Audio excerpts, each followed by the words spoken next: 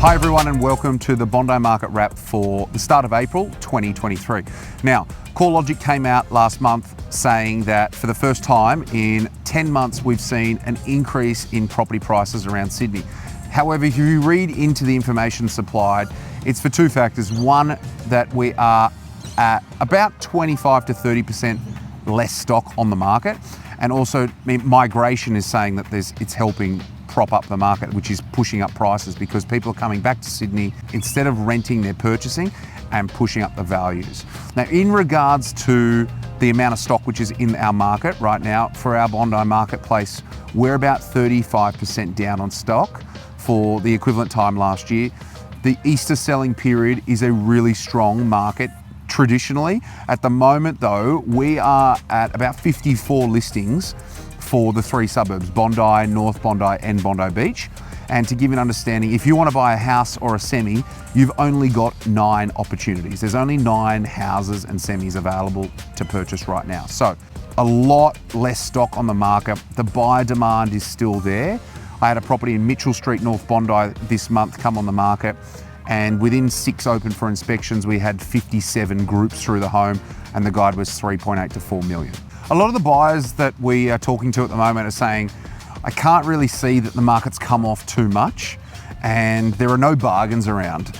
The reason for this is because we are 25 to 30% down on stock, it has created a floor for prices to be upheld because there are so many buyers propping up the rest of the market.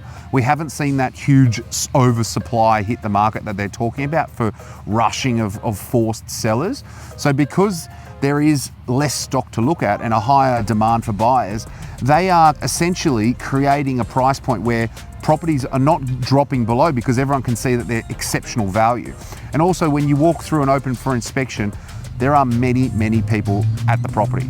So people, can see that interest rates are high, they can see the media, but when they go through and open for inspection, it's sort of not correlating. And then also we are still getting great results, but that's purely because with the reduced amount of stock, it pushes people into a position where they need to pay what is considered a higher price than what they thought it was worth because competition is there. Our rental market around the beaches is still quite strong. Obviously, it's because you've got a lot of people now migrating back into our marketplace, whether they're international travellers, students, or expats coming back home. They are ensuring that rental prices are high because they're not in a position to buy.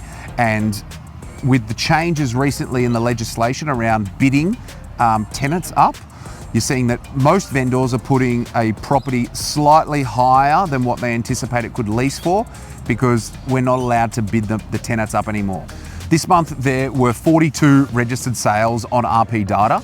11 of them were houses and semis, and 31 of them were apartments. The highest sale price for the month of March was a property in King Street, Bondi. It sold for around 5.8 million. Now, it was on the market in September last year. It had a forced sale price over the Christmas period and then finally sold in March. Now, a lot of people ask, how did it get such a great result and why did it sell now? Now, if you remember back in September and October, November last year, it was a very tricky market. There was still a lot of uncertainty around where rates would finish. Every month there was a new rate increase and the stability in the market was not there.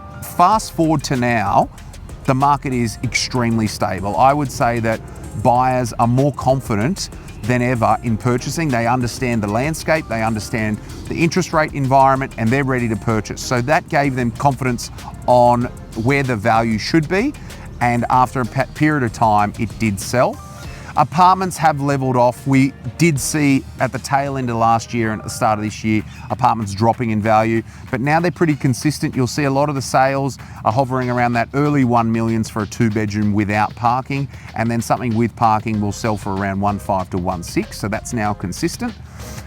As always, good luck to all the buyers, good luck to all the sellers, and if you need anything, let me know. Thank you.